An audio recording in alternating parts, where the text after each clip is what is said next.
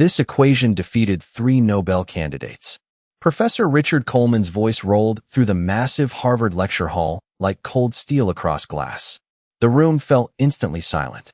More than 300 students sat frozen beneath the warm glow of hanging brass lights, their laptops open, notebooks ready, confidence slowly draining from their faces as the impossible wall of symbols stretched across the enormous blackboard behind him. White chalk dust still drifted through the air from the final line he had written moments earlier. Coleman stepped away from the board with the calm arrogance of a man who already knew the outcome. His charcoal gray suit looked razor-sharp beneath the stage lights, and the silver watch around his wrist caught the attention of every student in the first few rows. "And none of you," he continued, folding his hands behind his back, "will solve it either." A few nervous laughs scattered across the auditorium.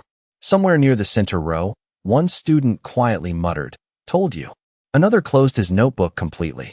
Coleman's graduate seminars were famous across Cambridge for humiliating even the brightest minds in America. Students whispered that half the people accepted into his advanced mathematics program dropped out before Thanksgiving break. Tonight's lecture had drawn not only Harvard students, but visiting professors, doctoral researchers, and several guests from MIT sitting along the side aisles. Everyone wanted to watch Richard Coleman dismantle another room full of ambitious young geniuses. Outside, freezing November rain tapped softly against the tall stained-glass windows overlooking Harvard Yard. The storm blurred the orange campus lights into long trembling streaks across the dark. Inside the hall, the heat hummed gently through old iron vents beneath the seats, mixing with the smell of coffee, paper, and chalk. Coleman glanced toward the clock mounted above the back doors. 10 minutes, he said flatly. "If anyone solves it correctly before then, I will personally finance your academic future." This time the room reacted louder. Heads lifted, pens moved, fingers attacked keyboards. $1 million. Promise from Richard Coleman was not just money. It was access, prestige, power. But then his expression shifted slightly. His eyes narrowed toward the very back row of the auditorium. Someone had raised a hand. Not confidently, carefully, quietly, almost like she regretted doing it halfway through. A few students twisted around in their seats to look. Then came the laughter. Not loud at first, just enough to spread. Because standing near the back exit beneath the dim wall light was a young black girl wearing a Navy maintenance hoodie nearly 2 sizes too large for her frame. A janitor badge hung from her pocket beside a ring of cleaning keys. One of the boys near the aisle smirked openly. "You've got to be kidding." Another whispered, "She works here." Naomi Carter slowly lowered her hand a few inches, but did not sit down. Her dark curls were pulled tightly beneath a faded Harvard cap, and her sneakers were still damp from the rain outside. In one arm, she carried a stack of folded microfiber cloths against her chest. In the other hand was a small spiral notebook filled edge to edge with handwritten equations. Professor Coleman stared at her for several long seconds without speaking. The room became painfully still again. Somewhere high above them, the old building groaned softly against the wind. "Are you lost?" Coleman finally asked. More laughter burst across the hall. Naomi swallowed once. Her fingers tightened around the notebook. But she stayed standing. And then, in a voice so calm it almost disappeared beneath the sound of the rain against the windows, she said something that changed the atmosphere of the entire room. "Professor," she said carefully, "the equation itself is wrong." The laughter did not disappear immediately. It rolled through the lecture hall in uneven waves before slowly dying beneath the weight of Naomi Carter's expression. She was not smiling. She was not trying to impress anyone. She simply stood there beneath the amber wall light with rainwater still clinging to the sleeve of her oversized maintenance hoodie, holding her notebook against her chest like it mattered more than the room full of people staring at her. Professor Coleman studied her carefully now, the confidence in his posture tightening almost invisibly around the edges. "Wrong," he repeated. His voice was softer this time, but colder somehow. Naomi nodded once. "Yes, sir." A student near the front leaned back in his seat and whispered something under his breath that made 2 others grin. Naomi heard it. She heard all of it. She had spent too many years being invisible not to recognize the sound of people deciding who mattered before she even spoke. But she kept her eyes on the equation stretched across the blackboard. white symbols layered over older erased marks like ghosts beneath fresh snow. Her heartbeat thudded hard in her chest. Not from fear exactly. From pressure. From knowing that once she spoke again, there would be no stepping backward into silence. Outside the hall, the storm deepened over Cambridge. Wind rattled softly through the old windows overlooking Harvard Yard, and somewhere far below, a siren echoed faintly through wet streets lined with glowing red brick buildings and leafless trees.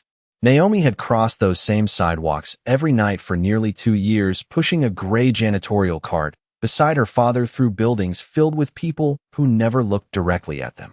Most evenings smelled like floor polish, old books, and burnt coffee drifting from faculty lounges. She knew every hallway in the mathematics department by memory. She knew which classroom doors stayed unlocked after 9 o'clock. She knew which professors erased their boards and which left equations hanging there overnight like unfinished conversations. And she knew Richard Coleman's lectures better than almost anyone in that room. Not because she belonged there, because she listened from outside. Every Tuesday and Thursday night after helping her father finish the science wing, Naomi would sit alone near the back corridor vent where warm air drifted beneath the lecture hall doors. She copied equations into her notebook while the muffled sound of Coleman's lectures echoed through the walls. Sometimes security guards passed by without noticing her. Sometimes students stepped around her like she was part of the furniture. But none of that mattered once she opened a mathematics book. Numbers made sense in ways people never did. They did not care about money or accents or skin color or where someone came from. They only cared whether something was true. A sharp sound pulled her back into the room. Professor Coleman had picked up a piece of chalk. "Explain," he said. Naomi hesitated for only a second before stepping carefully down the stairs between rows of students. Every eye followed her movement now. The polished wood steps creaked softly beneath her damp sneakers. Up close, the lecture hall looked even grander than it had from the hallway outside all those nights. Massive brass chandeliers glowed above rows of dark oak seats worn smooth by generations of Harvard students. Portraits of long-dead scholars lined the walls beneath shadows flickering from the storm outside. Naomi stopped beside the blackboard. Her reflection faintly stared back at her through layers of chalk dust. Professor Coleman extended the chalk toward her without a word. For a moment, neither of them moved. Then Naomi slowly took it from his hand. The entire room held its breath. Naomi turned slowly toward the blackboard, the small piece of chalk resting between her fingers like it weighed far more than it should. The lecture hall remained silent except for the distant tapping of rain against the windows and the soft electrical hum of the overhead lights. Somewhere in the back row, a student quietly opened his phone camera. Others leaned forward in their seats, waiting for the moment she embarrassed herself. Professor Coleman stepped aside without another word, though the tension in his jaw had become impossible to miss now. Up close, Naomi could see faint traces of older equations still ghosted beneath the fresh chalk marks on the board. Differential symbols, tensor notation, fragments of abandoned proofs. The equation itself stretched almost 6 feet across polished black slate beneath the golden Harvard seal mounted high above the stage. Naomi stared at it for several long seconds. Not dramatically, not nervously, carefully. Her dark eyes moved line by line, checking each transition with the quiet concentration of someone entering familiar territory. Then she lifted the chalk. A soft click echoed through the room as it touched the board. "Right here," she said quietly. Several students squinted toward the symbol she circled near the lower half of the equation. At first glance, it looked insignificant. Just one variable buried beneath layers of advanced mathematical structure. Coleman crossed his arms. "That assumption is standard," he replied. Naomi shook her head gently. "Not after the transformation step." A few confused murmurs spread through the hall. One student pulled his laptop closer. Another frowned and flipped backward through his notes. Naomi continued before anyone could interrupt her. "The function changes symmetry after the 4th line. The variable cannot remain constant after that point." Her voice was calm now, steadier than before. The fear had started fading the moment mathematics became the center of the room instead of her. Numbers were safer than people. They always had been. Professor Coleman narrowed his eyes slightly. "And how exactly did you come to that conclusion?" Naomi hesitated. Not because she doubted herself. Because she knew what the answer would sound like out loud. "You mentioned it once," she said softly. During a lecture last winter. Coleman blinked once. I did not. Naomi looked down briefly at the notebook tucked beneath her arm. The cover had worn smooth at the corners from years of use. February 17th, she replied. You were explaining nonlinear collapse behavior after a failed proof from Princeton. The room shifted uneasily. Several students turned toward Coleman now instead of Naomi. The professor's expression hardened almost invisibly. Naomi slowly opened her notebook. Every page was packed edge to edge with equations written in tiny, precise handwriting. Some pages were stained faintly with coffee rings and cleaning chemicals. Others had notes squeezed into the margins wherever she had found empty space. You said symmetry assumptions become dangerous when people trust elegance more than verification. Silence. Absolute silence. Naomi flipped carefully through several pages before stopping. You erased it. Afterward, she added quietly. But I wrote it down. For the first time since she had entered the room, Professor Coleman seemed uncertain. It lasted only a second, but everyone saw it. A gust of wind rattled the tall windows behind the stage, and the chandelier lights trembled softly above the audience. Naomi turned back toward the blackboard. Her reflection moved faintly across the dark polished surface beneath layers of white chalk. The equation does not fail because it is unsolvable, she said. It fails because the premise underneath it is broken. A student near the front slowly lowered his pen. Another closed his laptop entirely. No one was laughing anymore. Naomi lifted the chalk again and drew a single clean line through the center of the professor's original assumption. The sound echoed through the massive hall like a crack spreading across ice. For several seconds, nobody moved. The line Naomi had drawn through the equation seemed to divide the entire lecture hall into two separate worlds. On one side stood reputation, prestige, and decades of unquestioned authority. On the other stood a young black girl in a faded maintenance hoodie with chalk dust clinging to her fingertips. Professor Coleman slowly stepped closer to the board. His polished shoes echoed softly across the stage floor as he examined the symbol she had crossed out. The massive hall remained unnaturally quiet now. Even the students recording on their phones had lowered them slightly, as though instinctively realizing something serious was unfolding in front of them. Coleman picked up another piece of chalk from the tray beneath the board. Continue, he said at last. Naomi glanced toward him, surprised by the instruction. His expression revealed nothing. No approval. No anger. Just cold concentration. Naomi turned back to the equation. Her pulse hammered inside her chest again, but this time it was different. The fear of being dismissed had started giving way to something steadier. She belonged inside the mathematics now. Slowly, she wrote a new line beneath the original proof. The chalk moved smoothly across the slate, producing a sharp, delicate sound that carried into every corner of the auditorium. Several students leaned forward at once. A graduate researcher near the aisle adjusted his glasses and began scribbling notes furiously. Naomi rewrote the transformation using a corrected symmetry assumption, then paused long enough to scan the remaining structure ahead of her. White dust floated softly through the warm stage lights around her curls. If the variable shifts here, she explained quietly, the collapse pattern changes completely. Coleman folded his arms tighter. That would destabilize the entire sequence. Naomi nodded once. Only if the sequence was built to depend on the original assumption. Another murmur spread through the room. Someone in the upper rows whispered, "She is rebuilding the proof." The words seemed to hit the audience all at once. Not solving it. Rebuilding it. Naomi continued writing. Line after line appeared beneath her careful handwriting, cleaner and simpler than the dense structure Coleman had originally filled the board with. The room slowly transformed from skeptical amusement into focused disbelief. One student who had laughed earlier now stared motionless at the board with his mouth slightly open. Near the side aisle, an elderly professor from MIT removed his glasses completely and stood up for a better view. Naomi barely noticed any of them anymore. She had slipped into the same state she always entered late at night while studying alone beside the hallway vent outside locked classrooms. The outside world blurred away. There was only logic now. Structure. Movement. Truth. The equation unfolded inside her mind with almost musical clarity. She erased one unnecessary transition entirely. Then another. Coleman's jaw tightened visibly. Where did you learn to simplify tensor collapse like that? he asked suddenly.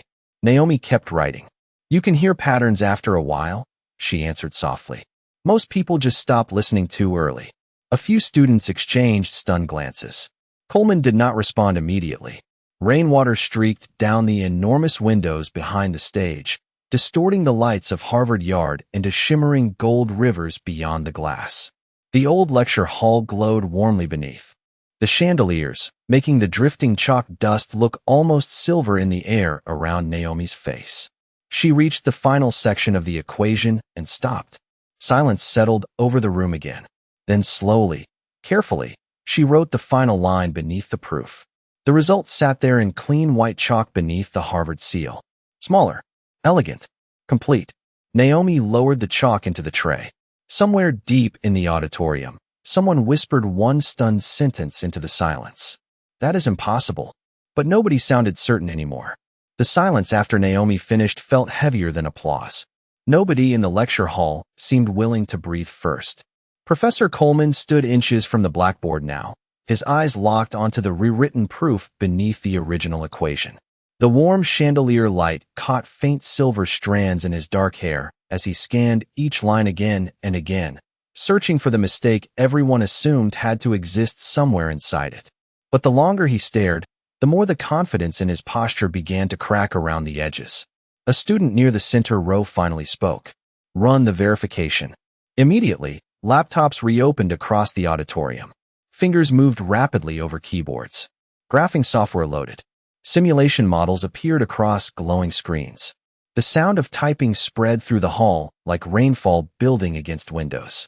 Naomi remained standing quietly near the edge of the stage, her notebook pressed lightly against her chest again. She suddenly looked young beside the towering blackboard and rows of elite scholars surrounding her. The maintenance badge hanging from her hoodie reflected softly beneath the stage lights every time she shifted her weight. One of the graduate assistants frowned deeply at his laptop, then frowned harder. No, he whispered under his breath. Beside him, another student checked the sequence independently.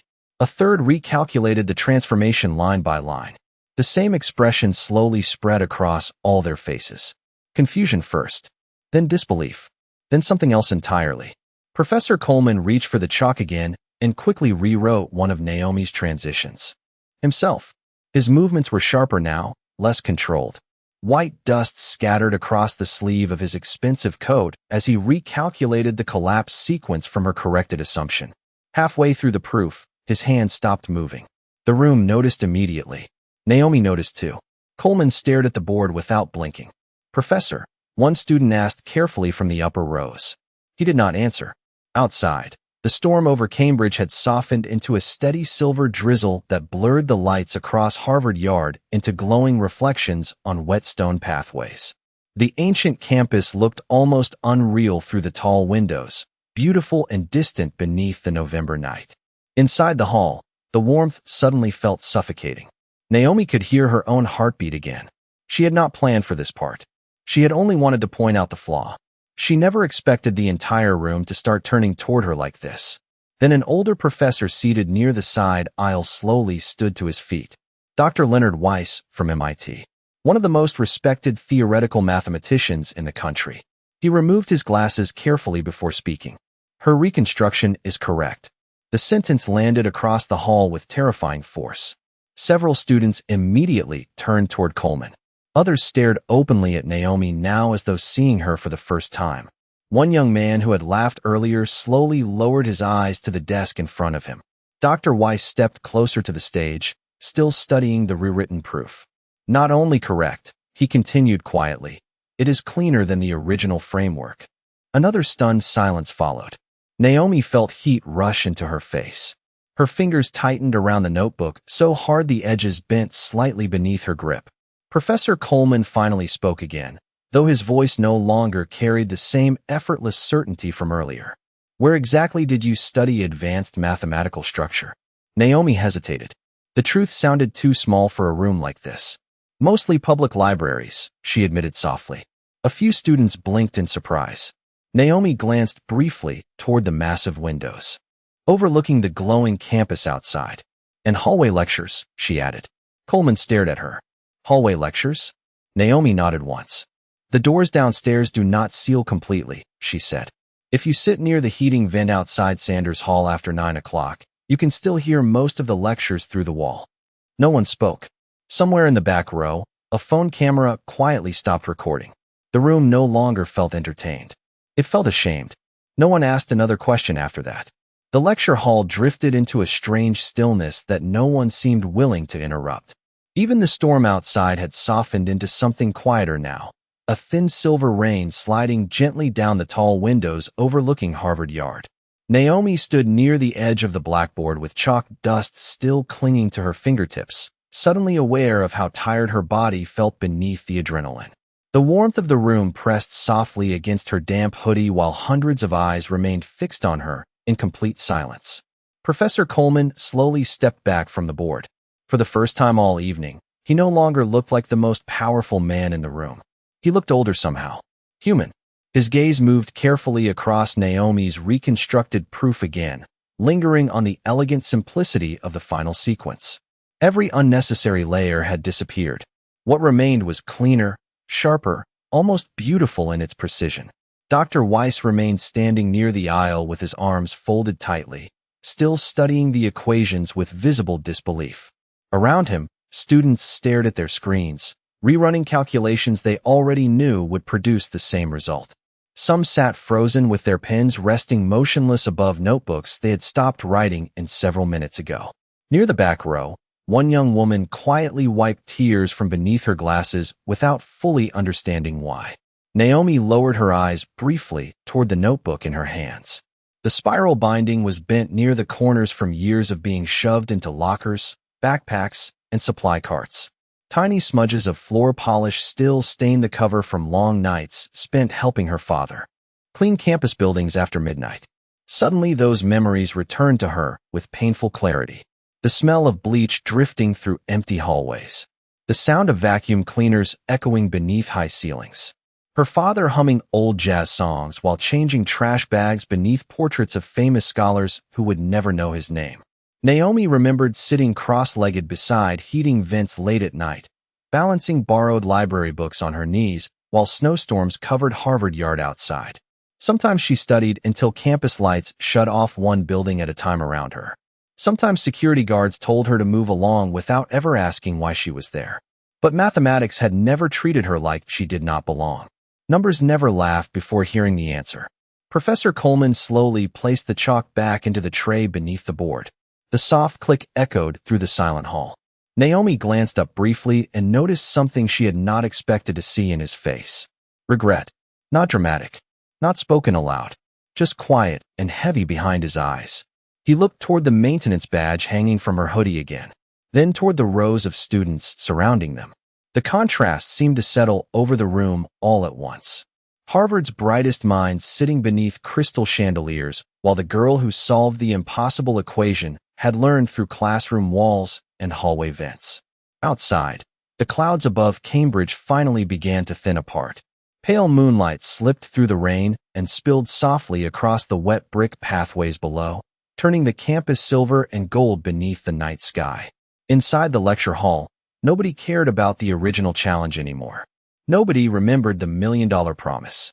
The equation had stopped being the most important thing in the room a long time ago.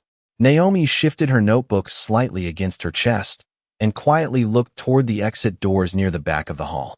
Part of her still expected someone to stop her, to remind her she was only there because she cleaned the building. But nobody moved. Nobody laughed. Nobody whispered. The only sound left inside the enormous lecture hall was the faint ticking of the old clock above the doors and the soft hiss of rain fading against the windows. Professor Coleman finally moved first. Slowly, almost cautiously, he walked toward the long faculty table near the front row where his leather briefcase rested beside a stack of research folders. The room watched him in complete silence. Naomi remained standing near the blackboard beneath the warm stage lights. Her heartbeat steady now, but her thoughts tangled with exhaustion and disbelief. She still could not fully process what had happened. The equation was solved, corrected, verified, yet none of it felt real inside her chest. Coleman opened the top folder from his briefcase and removed several typed pages clipped neatly together. His eyes scanned the title page once before his expression shifted in a way Naomi could not immediately understand. Dr. Weiss noticed it too. "Richard?" he asked quietly. Coleman did not answer at first. He flipped through the pages more quickly now, his movements suddenly tense beneath the calm surface he had fought to maintain all evening. Then he looked back toward the blackboard, toward Naomi's corrected proof. The color slowly drained from his face. A faint murmur spread through the audience again. One of the graduate students leaned toward another and whispered, "What is it?" Coleman finally spoke, though his voice sounded lower than before. "Tomorrow morning," he said carefully. "This equation was scheduled for presentation before the National Mathematical Sciences Council in Washington." The room stilled instantly. Naomi felt a strange chill pass through her despite the warmth of the lecture hall. Coleman glanced down again at the papers in his hands. The published framework in this presentation uses the original assumption. Nobody moved. Nobody even seemed to blink. Then realization hit the room all at once. Naomi's correction had not merely solved an impossible equation. It had exposed a flaw inside a proof scheduled to be presented before some of the most important academic minds in the country less than 12 hours later. A flaw carrying Richard Coleman's name. One student quietly covered his mouth with his hand. Another stared openly at Naomi with stunned disbelief. Dr. Weiss stepped closer toward the stage, his polished shoes echoing softly across the old wooden floor. "If this had been presented publicly," he said carefully, "the collapse would have been immediate." Coleman said nothing. The silence around him seemed heavier now than any humiliation. Naomi looked toward the floor briefly, unsure what to do with the sudden weight settling across the room. She had not come there to embarrass anyone. She had only seen something wrong and spoken because the numbers would not let her ignore it. Coleman slowly closed the folder in his hands. The sharp sound of paper pressing together echoed softly through the hall. When he looked back at Naomi this time, the arrogance that once filled his expression had disappeared completely. "You saved me," he admitted quietly. The sentence stunned the room more than the equation itself. Naomi blinked once in surprise. Coleman exhaled slowly and looked toward the blackboard again, where her elegant reconstruction still glowed beneath the warm chandelier lights. "Do you understand what would have happened if this mistake reached publication?" he asked. Naomi hesitated. "People would have built future work on something unstable," she answered softly. Coleman nodded once. "And my entire department would have carried the embarrassment for decades." The honesty in his voice felt raw now. Human. For the first time all evening, he no longer sounded like a famous Harvard professor speaking to a maintenance worker. He sounded like a man confronting the terrifying reality that someone he never would have noticed had protected him from public failure. Outside, the rain finally stopped completely. Moonlight poured through the towering windows overlooking Harvard Yard, washing silver light across the ancient brick buildings and wet stone pathways below. Inside the lecture hall, the blackboard shimmered softly beneath the golden chandeliers, and Naomi Carter stood quietly in front of it with chalk dust on her hands, while the most powerful minds in the room struggled to understand how they had almost overlooked her completely. The lecture hall remained quiet long after Professor Coleman's words faded into the warm air. Naomi stood motionless beneath the blackboard, still holding the notebook against her chest while moonlight shimmered across the tall windows behind her. The storm had passed completely now. Outside, Harvard Yard glowed beneath silver reflections from rain-soaked brick paths and iron lanterns swaying gently in the cold November breeze. Inside the hall, the atmosphere had changed into something softer, humbled, human. Professor Coleman slowly stepped down from the stage platform until he stood only a few feet away from Naomi. Up close, she could see the exhaustion in his face beneath the polished image he carried so carefully in front of students and faculty. Years of certainty suddenly looked heavier on him now. For a moment, neither of them spoke. The audience watched silently, aware they were witnessing something far more important than mathematics. Coleman glanced down at the worn notebook in Naomi's arms. "May I?" he asked quietly. Naomi hesitated before handing it to him. The notebook looked painfully small in his hands. The edges were bent. Several pages had loosened from the spiral binding. Coffee stains marked entire sections near the middle. But as Coleman flipped through it, the room slowly realized what they were looking at. Every page contained equations, lecture notes, corrections, Entire reconstructed proofs written in tiny, careful handwriting. Dates lined the corners beside observations from lectures Naomi had overheard through classroom walls over the course of 2 years. Coleman turned another page more slowly this time. Then another. The deeper he looked, the quieter the room became. Finally, he stopped at one page near the back. "This theorem," he said softly, almost to himself. "You corrected this one too." Naomi lowered her eyes slightly. "Only part of it." A faint smile touched the corner of Dr. Weiss's face nearby. Not amused. Impressed. Coleman looked back up at Naomi again, and for the first time since the evening began, there was no distance left in his voice when he spoke to her. "Why did you never apply here?" Naomi's fingers tightened lightly together. She glanced toward the rows of students seated beneath the chandeliers. Expensive coats, prestigious futures, lives that looked nothing like hers. "Tuition applications cost money," she admitted quietly. "And after my mother passed away, my father needed help working nights." The honesty of the answer settled heavily across the room. Coleman looked down again at the maintenance badge clipped beside the pocket of her hoodie, then back toward the blackboard where her proof still remained untouched beneath the Harvard seal. Slowly, carefully, he closed the notebook and handed it back to her with both hands. "Miss Carter," he said, his voice steady now, "Harvard does not often witness moments like this." Naomi blinked softly, unsure how to respond. Coleman turned toward the audience. Hundreds of students sat frozen in complete silence beneath the golden lights overhead. "Tonight," he continued, "the most important mind in this room was the person all of us failed to notice." No one looked away. Not anymore. A young man near the front who had laughed earlier slowly lowered his head in visible shame. Another student quietly began clapping once, then stopped awkwardly when nobody else moved yet. The room still felt too emotional for applause. Coleman looked back toward Naomi one final time. "If you are willing," he said carefully, "I would like to personally recommend you for immediate admission review into Harvard's mathematics program." Naomi's breath caught softly in her throat. The massive lecture hall blurred slightly around the edges as emotion finally broke through the calm composure she had held onto all night. She swallowed hard and looked down briefly at the notebook in her hands, at the pages filled during countless lonely nights outside classroom doors where nobody knew she was listening.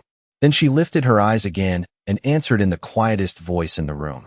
"I would like that very much, sir." 3 weeks later, snow drifted softly across Cambridge in slow white spirals beneath the pale December sky. Harvard Yard looked quieter now, wrapped in winter light and silence, the old brick buildings glowing gold behind frosted windows as students hurried through the cold with scarves pulled tight around their faces. Inside the mathematics building, warm air hummed gently through the radiators while evening shadows stretched across polished marble floors, still carrying faint reflections from the chandeliers overhead.